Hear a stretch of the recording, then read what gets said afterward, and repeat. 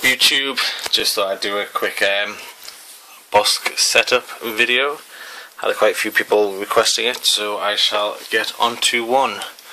This is Hunter. She is my female, coming up to 2-year-old in March, Bosc. She is stupidly tame. It's unbelievable how tame she is. Apart from then. Yeah, she's stupidly tame. She'll happily sit on you. She's never hissed, whipped, bit, anything like that. Yeah, so all in all, for being a captive from Bosc, she's quite a good girl. She did have a bit of a problem eating inverts when I first got her. She wouldn't eat any crickets or locusts or debia roaches or any roaches or just insects in general. All she'd be interested in is obviously like the protein, the mice, the rats, and the oxheart. Obviously, that's not the best diet for them. But yeah, after a bit of work, she came around to them, and she absolutely loves the debia roaches now. Used to post up tons of videos of eating them, but don't really tend to do that anymore. It's the same thing, really, isn't it? It's a lizard eating some insects. But yeah, anyway, this is a setup, guys. This is, as some of you guys will probably remember, it's a 6x3x2. It's 6 foot long, 3 foot high, and then it's 2 foot deep. Before anyone goes jumping down my throat at me saying it's too small, my reply to that would be yes, I completely agree. But when this Viv was made, we were going to be moving in a couple of months, and she was quite small when I first made this Viv. Well, smaller when I made this Viv, so it's not ideal, but it's what she's got. She seems happy enough in it for now, and yes, I do plan to make a bigger one. The reason why we didn't move is that that sale fell through. So yeah, she lives in this one at the minute, which, like I said, 6x3x2. There's a big 6, 7, 8 inch sill here, and that's full to the brim, very much, most, with a screened and sterilised topsoil and sand mixture.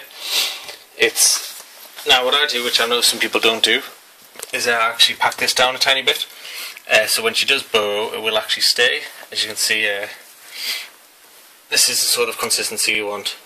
Maybe it's slightly a bit damper than that, but so it sticks together, but it's not wet. And she thinks it's food. So yeah, I've got that so she can burrow in this sort of soil, which is what she does in some places.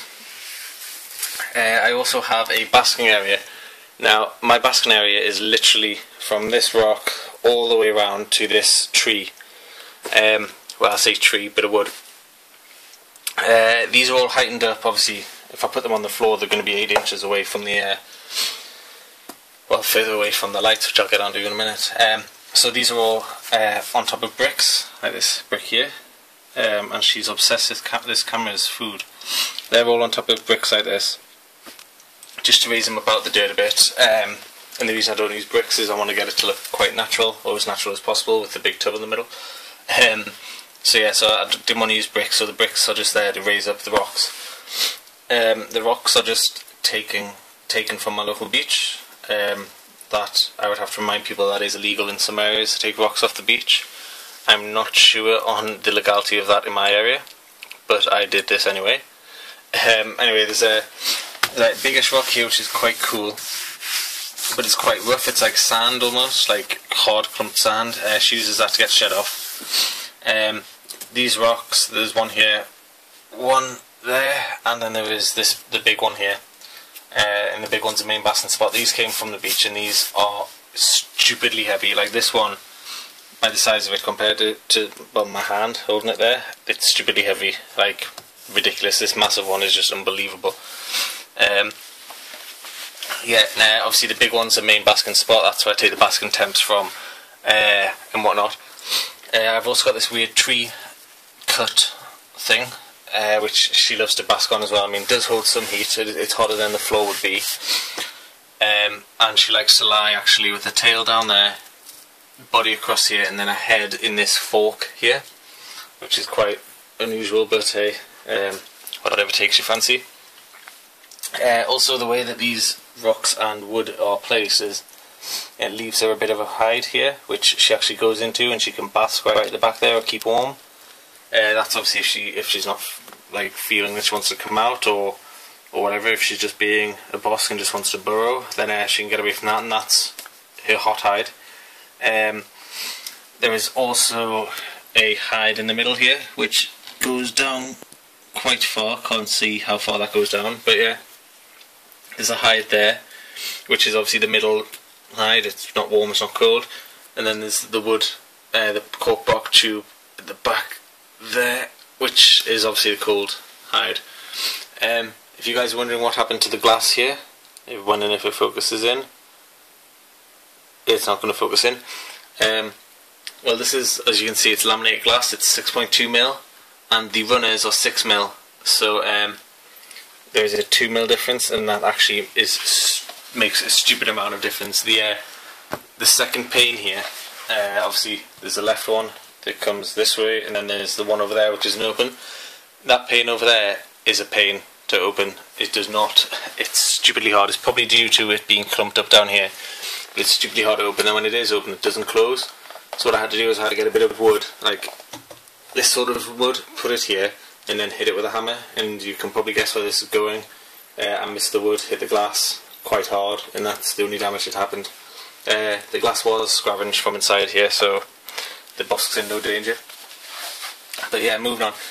I have her water in the middle of the road sort of position.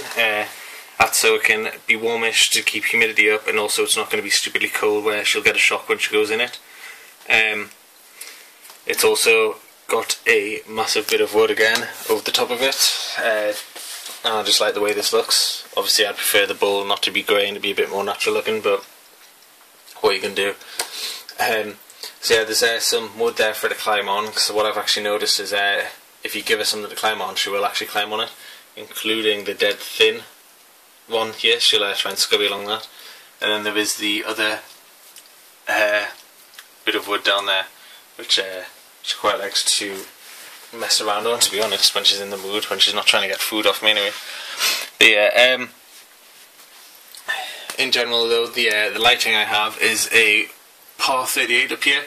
The other one did blow, but instead of putting another 80 watt one in there, I just put the 121 in there, which gives me the basking spot temperature spot on about 142 F, which is obviously right on the whitest part there. 142 Fahrenheit, obviously not Celsius, we're not trying to kill her. Which is a perfect spot on. That keeps the cold side, the warm side, roughly the perfect temperature for the warm side. I think it may be a degree or two over the recommended temperature, but it's still pretty good. The cold end, I will admit, is probably a degree or two colder than what it should be, but keeping in mind it is winter, so I'm not going to go and throw massive bulbs in here, make this end far too hot, and then obviously she'll be down here and she'll not have a place to bask. So yeah, that's my explanation for that. The visible light is this here. It's not a UV tube, it's just a normal fluorescent kitchen light. If I turn this around, maybe you'll see it better. Maybe, maybe not. Anyway, that runs down the length of the Viv, and that's obviously just to give visible light. I'll show you guys the difference if you bear with me. This is it with the light on, and that's not it without, because that was a different plug. So this one, no, that's a different plug as well. This one, no, that's a basking light. Well, that's without basking light on. This one, then, there we go. That's what the Viv actually looks like when there's no visible light and no UV light, which is quite dark and dim. So I'll turn this back on now. There we go. So obviously that just gives it a bit more light, so she can see where she's going and whatnot. Gives her a photo period as well. My lights are on from 10 to 8 for some reason, because I've got a digital timer which has lost 10 minutes somehow. So it used to be 8 till 8, but now it's 10 to 8 till 10 to 8. But at the end of the day, as long as she's getting 12 hours, and that's good enough for me. Things that I would improve on this Viv if I could would be I'd probably put a second level up here, because obviously it's stupid over here because of the basking light, but down here it would be a good idea maybe to put a second level in there, give her a bit more floor space. But then again, by the time I get around doing that with work and everything, it will probably be moving time and time to get it 8x4x4 or close to as possible. So that'd be a bit stupid and erroneous. But yeah, my maintenance for her is spot clean every day in the morning before I go to work, and then I change her water every day if it's properly muddy and dirty. If it's like this, then I will change it every other day, regardless of whether it's dirty or not. So I changed this morning. If this gets any dirtier, I will change it. If this stays how it is, I will leave it till Saturday to change. It's Thursday today, so it'll be in Thursday, Friday, and I'll change it Saturday morning if it stays like that. If it gets dirty, I will clean it as soon as I see it. Yeah, spot clean every day. She normally defecates, poops, whatever you want to call it, in there, so I don't really have to look out for it being in the soil or anything, or on logs or halfway beside the viv. Like snakes, when you have to look for it and it looks like cat poo, but yeah, that's a different story. So yeah, spot clean every day when I see it, and obviously clean that and when I do. The soil gets turned around about once every month. I just give it a bit of a mix, change the layers around, obviously scoop up what's from the bottom to the top, change it around like that. The whole thing gets changed every 6 to 7 months, depending on how bad it is or how good it is, or just generally when and if I can get to the store in that time. What else? I don't really change it around that often. That basking spot's always been there. I did try at one point having a basking spot in the middle, but that just knacks up temperatures and it's awkward, and the big bar was in the way. What else is there? Apart from that, I don't think there's really anything else. If you guys have any questions though, hit me up with a comment or a message, and I will reply as soon as I see them, or get them notified to me on my phone. But yeah, I think that's it really, guys. So yeah, I hope you guys enjoyed it, and I hope it inspires you with your vivs. I know when I was building this one, I did look for a lot of inspiration on YouTube and forums and whatnot. So yeah, thanks for watching, guys, and I will see you next time. If you like these set of videos, let me know and I'll do some more for you on the other animals I keep. So check out the iSTAT, guys. Check out the link in the description. Head over there, see what deals, what offers, what products they're bringing out. They're doing some great prices on the lights at the moment, guys. The lights that I did the tutorial sort of setup and using sort of demonstration review video on. They're doing some great deals on those lights at the minute. So head on over to their Facebook page, hit Chris up with a message, see what he can do for you. He may be able to give you a bit of a deal on a custom sized one. Obviously it all depends on what's happening. And yeah, mid this month I will have that awesome new thermostat video for you guys. It's going to be stupidly good. I've seen screenshots of it. I've seen prototypes of it. I did host up a prototype video. She's having a drink. Prototype video of an app working on the iPhone. Sorry, not iPhone, on the Samsung. So Android phone. So what you guys should do is go and have a look at that, and you'll see roughly what iSTAT are bringing out. But yeah, so stay tuned, guys. My next video may be another set of video, depending on what I get asked for. If not, then definitely very soon I'm bringing out the review and the sneak peek at thermostat's new. On iStat's new thermostat. So yeah, keep an eye out for that, guys. And until next time, from me and Hunter here. Thanks for watching. Bye bye.